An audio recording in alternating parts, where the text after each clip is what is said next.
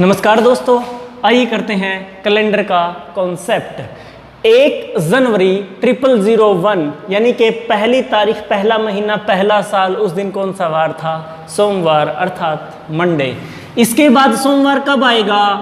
8 तारीख, पहला महीना, 0001 ईयर, कौन सा वार होगा? सोमवार तो होगा, क्योंकि 7 दिन बाद से वही वार आ जाता है। 15 तारीख, पहला महीना, 0001, कौन सा वार होगा? सोमवार होगा, अर्थात मंडे होगा।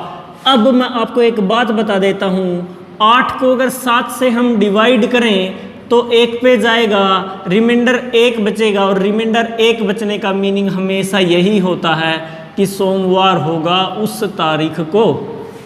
15 को 7 से अगर हम भाग करें, 7 दूनी 14, रिमाइंडर 1 बचेगा, यानी कि इस दिन कौन सा वार था?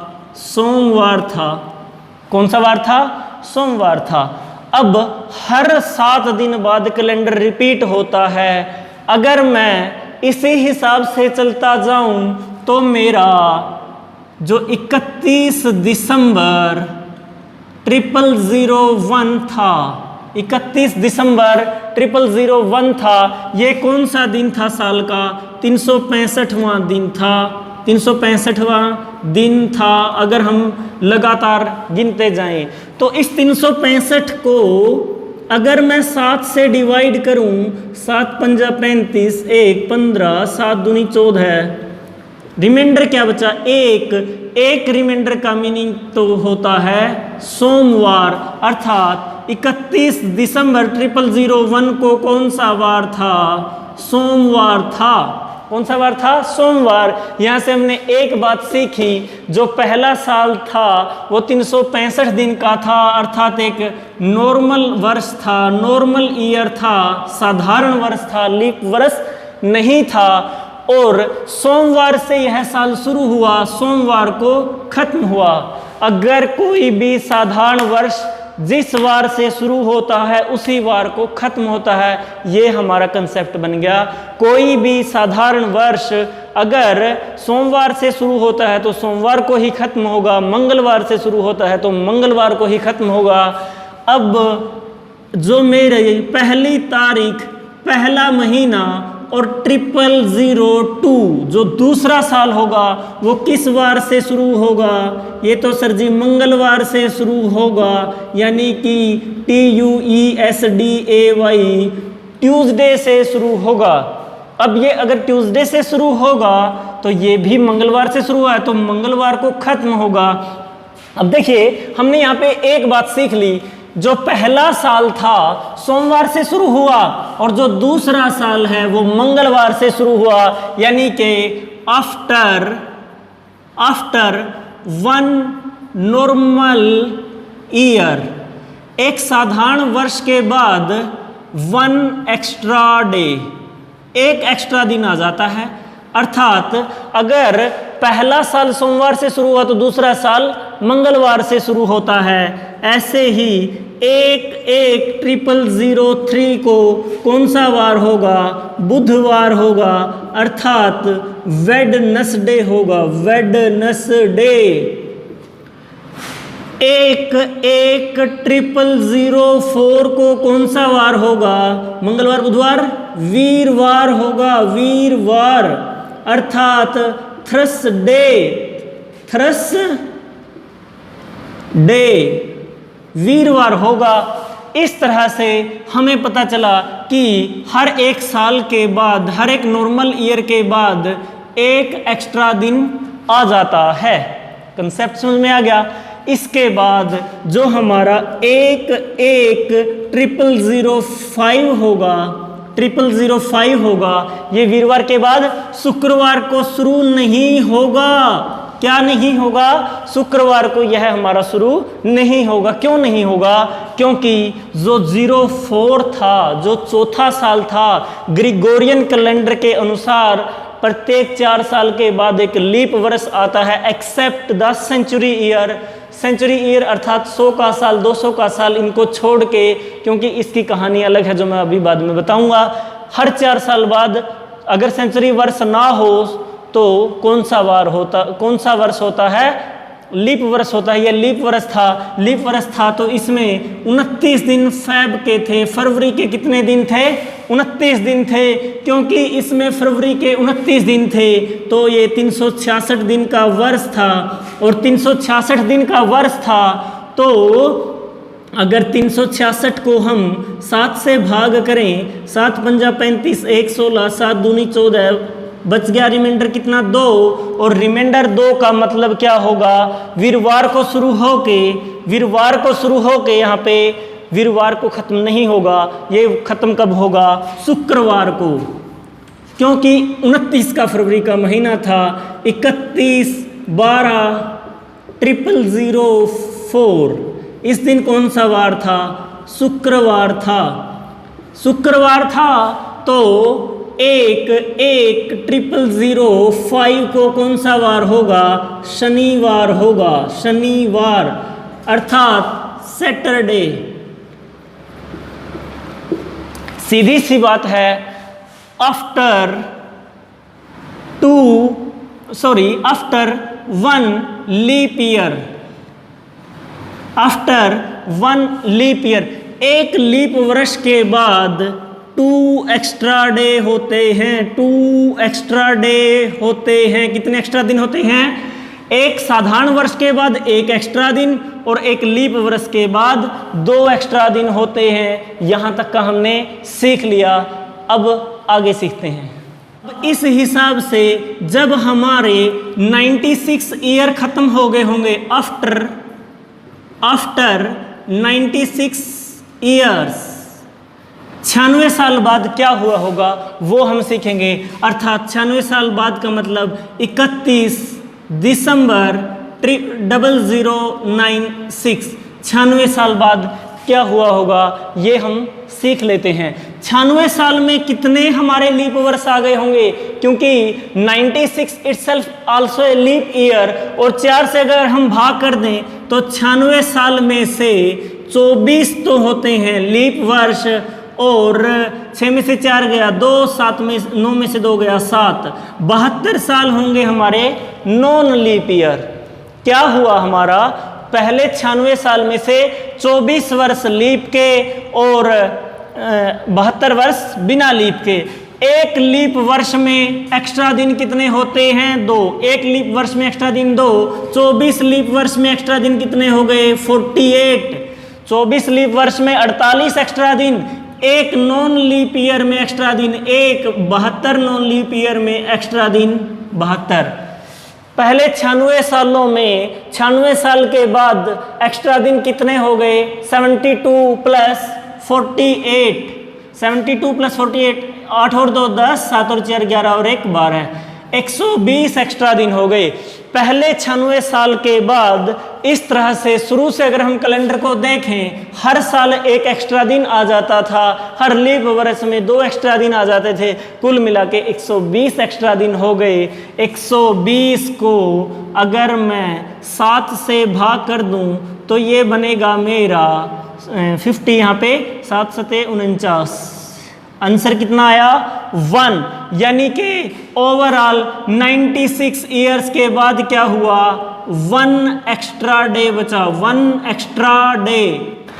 अभी हमने सीखा 96 साल के बाद, 96 साल बाद कितने एक्स्ट्रा दिन? 1 एक्स्ट्रा डे।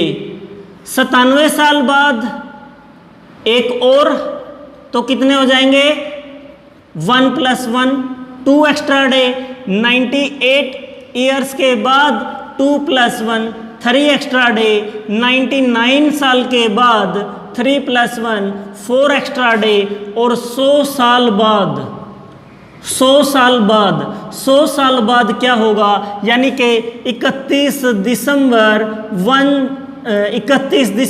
0100 तक 100 साल बाद क्या हो जाएगा? 4 + 1 5 एक्स्ट्रा डे। 5 एक्स्ट्रा डे हो जाएंगे। कब तक?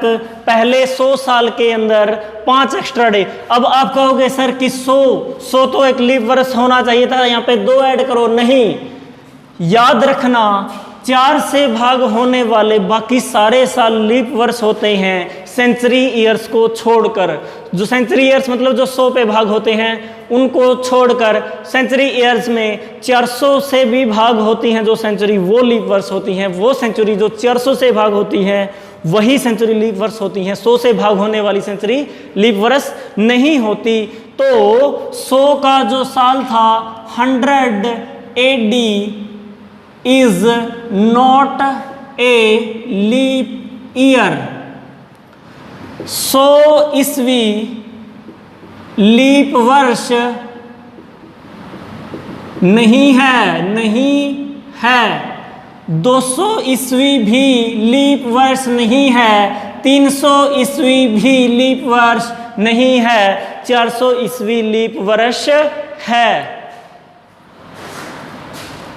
अभी तक हमने सीखा है after 1 normal year 1 extra day, after 1 leap year 2 extra day, क्योंकि ये 366 दिन का वर्ष होता है। आफ्टर 100 ईयर 100 साल के बाद कितने एक्स्ट्रा दिन आ जाते हैं?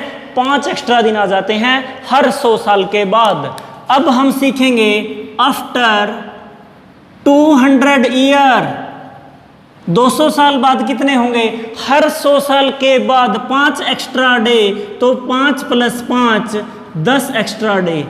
मोड 7 अगर हम करेंगे, 7 से अगर हम 10 को डिवाइड करेंगे, 10 को 7 से डिवाइड करेंगे तो रिमाइंडर कितना बचा? 3। तो हर 200 साल के बाद ओवरऑल हमारे 3 एक्स्ट्रा डे होंगे। 3 एक्स्ट्रा डे। 7 से ज़्यादा अगर हो जाते हैं तो 7 से भाग कर दो, जो हमारा रिमाइंडर होगा, जो शेषफल होगा, वही हमारे होते हैं एक्स्ट्रा डे। अब आफ्टर 300 ईयर्स 300 साल के बाद क्या होगा? 3 हर 100 साल बाद के बाद 100 साल के बाद 5 एक्स्ट्रा दिन होते हैं। 3 और 5 8। मोड 7 8। 7 से ज़्यादा है, 7 से भाग कर देंगे। 7 से भाग करेंगे तो शेष कितना आता है? 1 एक्स्ट्रा डे होता है। 1 एक्स्ट्रा डे होता है कितने साल बाद? 300 साल बाद। आफ्टर 400 ईयर्स 400 साल बाद 1 प्लस, अब 300 से 400 100 जो हुआ, 300 से 400 के बीच का जो 100 हुआ, इसमें हम 5 नहीं 6 जोड़ेंगे। 6 क्यों जोड़ेंगे? क्योंकि 100 इज नॉट लीप ईयर, लीप वर्ष नहीं है। 200 लीप वर्ष नहीं है, 300 लीप वर्ष नहीं है, बट 400 ईस्वी लीप वर्ष है। लीप वर्ष है। साधारण वैसे अगर 100 साल होते हैं, वैसे अगर 100 साल बीतते हैं तो 5 एक्स्ट्रा दिन होते हैं, लेकिन 400 से भाग होने वाली काउंटिंग अगर उसमें होती है, अगर उन 100 सालों के बीतने में 400 से भाग होने वाला वर्ष होता है तो 6 एक्स्ट्रा दिन होते हैं, क्योंकि 400 का जो साल था वो कौन सा था? लीप वर्ष था। तो 1 + 6 = 7। 7 को 7 से भाग करेंगे तो शेष आएगा 0 एक्स्ट्रा डे।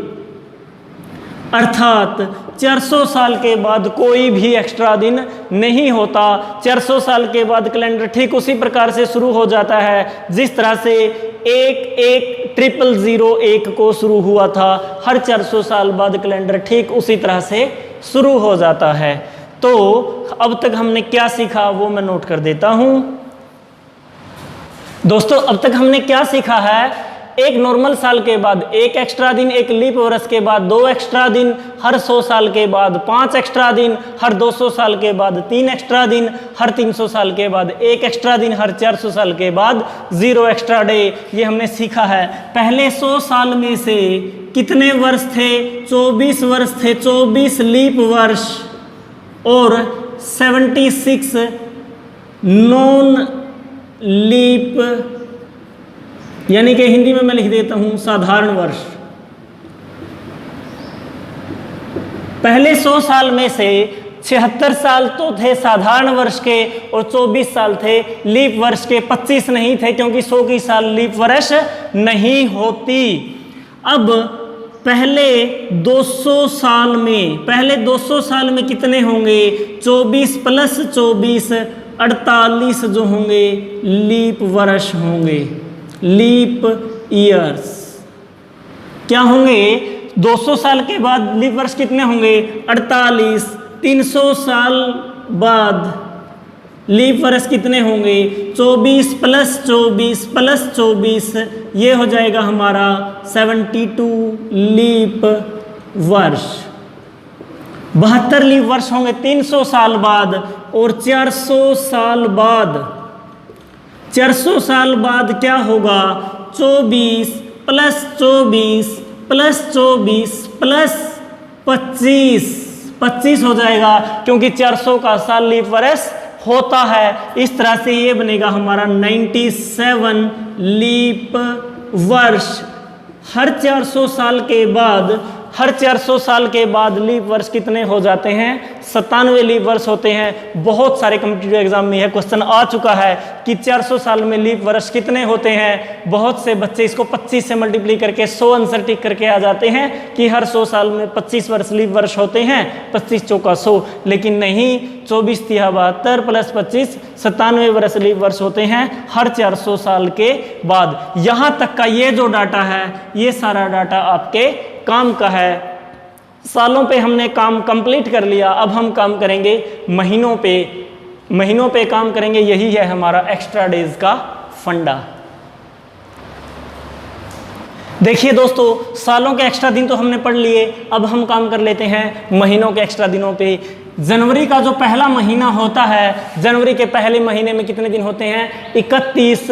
और 31 के हिसाब से अगर हम 7 से इसको भाग करें, 7 चौका 28, 29, 30, 31, रिमाइंडर कितना बचेगा? 3। 3 का मतलब 3 एक्स्ट्रा डे, 3 एक्स्ट्रा डे। अब जो फरवरी का महीना है वो या तो 28 का होता है या तो 29 का होता है। अगर ये हमारा नॉन लीप ईयर है तो हमारा ये 28 का महीना होता है, तो एक्स्ट्रा दिन 0 होंगे। और अगर लीप वर्ष है तो एक्स्ट्रा दिन कितना होगा? 1 होगा। मार्च के महीने में एक्स्ट्रा दिन 3, अप्रैल के महीने में एक्स्ट्रा दिन 2, मई के महीने में एक्स्ट्रा दिन 3, जून के महीने में एक्स्ट्रा दिन 2, जुलाई के महीने में एक्स्ट्रा दिन 3, अगस्त के महीने में एक्स्ट्रा दिन 3। याद रखना, जुलाई और अगस्त 2 ऐसे महीने हैं जो एक साथ आते हैं और 31 के होते हैं। एंड में दिसंबर और जनवरी भी 31 के होते हैं। देखिए, जुलाई 31 का एक्स्ट्रा डे 3, अगस्त में एक्स्ट्रा डे 3, सितंबर में एक्स्ट्रा डे 2, अक्टूबर में एक्स्ट्रा डे 3, नवंबर में एक्स्ट्रा डे 2 और दिसंबर में एक्स्ट्रा डे कितने होंगे? 3 होंगे। इस तरह से सभी महीनों का के हमने क्या कर लिए? एक्स्ट्रा डेज निकाल लिए। अब मैं आपको बता देता हूँ एक बात, अगर आप कैलेंडर का कोई भी क्वेश्चन करना चाहते हैं तो जितना मैंने बोर्ड पे लिखा है ये सब अपनी कॉपी में नोट कर लीजिए, पॉज करके नोट कर लीजिए या स्क्रीनशॉट ले लीजिए। कैलेंडर का कोई भी क्वेश्चन करना हो किसी भी एग्जाम से रिलेटेड, ये बातें आपको याद होनी चाहिए जो इस टाइम पे बोर्ड पे लिखी हुई है। मंथ्स का जो फंडा है बहुत इजी है, आसानी से याद कर सकते हो। और जो ईयर्स का जो फंडा है वो ये है जो मैंने आपको बताया है। ये 1 to 5 एक्स्ट्रा डे 100 साल में, 200 साल में 3 एक्स्ट्रा डे और 300 साल में 1 एक्स्ट्रा दिन होता है। यही है हमारे कैलेंडर का कॉन्सेप्ट और कैलेंडर का फंडा। एक अब हम क्वेश्चन करते हैं। क्वेश्चन करेंगे हम कौन सा कि 13 अप्रैल 1919 को कौन सा दिन था? कौन सा दिन था? 13 अप्रैल 1919 को कौन सा दिन था? एक बात आपको हमेशा याद रखनी है, जो साल पूछा गया हो उसके पहले का साल लिख लो। 1918 लिख लिया। पहले का साल इसलिए क्योंकि पहले आपको 1918 तक का हिसाब जानना है। 1918 तक का हिसाब जानना है तो 1918 को भी ऐसे तोड़ दो 1600 में, ऐसे अलग से 1600 में क्यों? 400 के मल्टीप्लायर। तो मैं यहाँ पे लिख देता हूँ 4 गुना 400, 1600 का मल्टीप्लायर, उसके बाद 300, 1600 और 300 1900, उसके बाद बचे कितने? 18 साल। और उसके बाद कौन सा? यहाँ तक के हमारे कितने हो गए? 1600। मैं इसको 16 400 गुना 100, ये कितना हो गया हमारा? 1600। यहाँ तक के हमारे कितने साल हो गए? ये हमारे 1918 साल हो गए। 1600 और 300 1900 और 18 अब 18 साल में से हम क्या करेंगे, लीप वर्ष एक्स्ट्रा निकाल देंगे। लीप वर्ष 18 साल में होते हैं 4 और नॉन लीप वर्ष 18 साल में होते हैं 14, क्योंकि 1918 तक 1904, 1908, 1912 और 1916 तक के जो 4 लीप वर्ष आए हैं। अब बात करते हैं, यहाँ तक का हमारा जो फंडा था पहले 1918 साल का था। उसके बाद क्या करेंगे, हम 1919 को लिखेंगे। 1919 में क्या लिखेंगे, जनवरी, फरवरी, मार्च।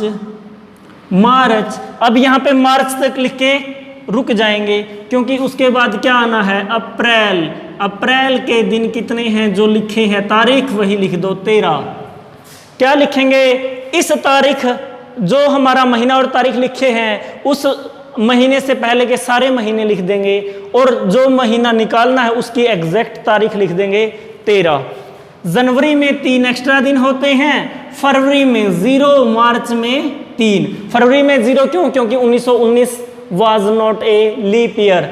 अगर यह एक लीप वर्ष होता तो फरवरी में लिखते हम 1। 1919 लीप वर्ष नहीं है, इसलिए फरवरी में लिखा 0। अब हम क्या करेंगे, देखिए 400 से भाग होने वाले जो भी साल हैं, या 400 के मल्टीप्लायर जो साल हैं, उनमें एक्स्ट्रा डे कितने होते हैं, 0, क्योंकि 400 साल में एक भी एक्स्ट्रा दिन नहीं होता, और 400 के जितने पेयर होंगे एक भी एक्स्ट्रा दिन नहीं होगा। पहले 1600 साल में एक भी एक्स्ट्रा दिन नहीं है। पहले 300, फिर जो 300 साल हैं, 300 साल में एक्स्ट्रा डे कितना, 1। लीप वर्ष हैं 4, एक लीप वर्ष में होते हैं 2 एक्स्ट्रा डे, 4 दूनी हो जाएगा 8। नॉन लीप वर्ष हैं 14, एक नॉन लीप वर्ष में extra day 1, total extra day 14। जनवरी में एक्स्ट्रा डे 3, फरवरी में 0, मार्च में 3, और अप्रैल की जो तारीख लिखी है वो एज इट इज लिख के ऐड कर देंगे। 1 और 8 9, 14 और 9 23, और 3 26, और 3 29, और 13, ये हो गया हमारा 42 एक्स्ट्रा डे। क्या हो गया, 42 एक्स्ट्रा डे। और इस 42 को मैं यहीं पे लिख देता हूँ, 42 को 7 से भाग कर देंगे तो शेष हमारा क्या बचेगा, 7 छिके 42, रिमाइंडर इज 0, और रिमाइंडर 0 बचने का अर्थ होता है रविवार।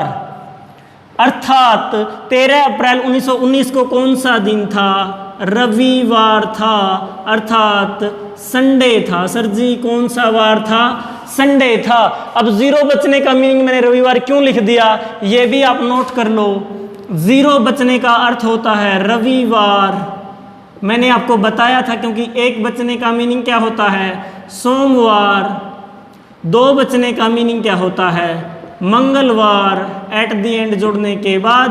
3 बचे तो बुधवार, 4 बचे तो वीरवार, 5 बचे तो शुक्रवार, और 6 बचे तो शनिवार।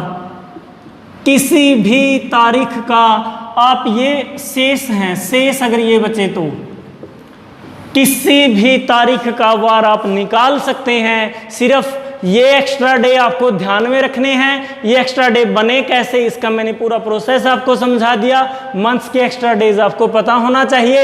एंड में जो शेष बचे उसके अकॉर्डिंग हम दिन बता देंगे। ये जो मेथड है जिसने सीख लिया वो ज़िंदगी भर किसी भी डेट का कोई भी दिन बता देगा। इस वीडियो को देखने के लिए बहुत बहुत धन्यवाद। Thank you very much.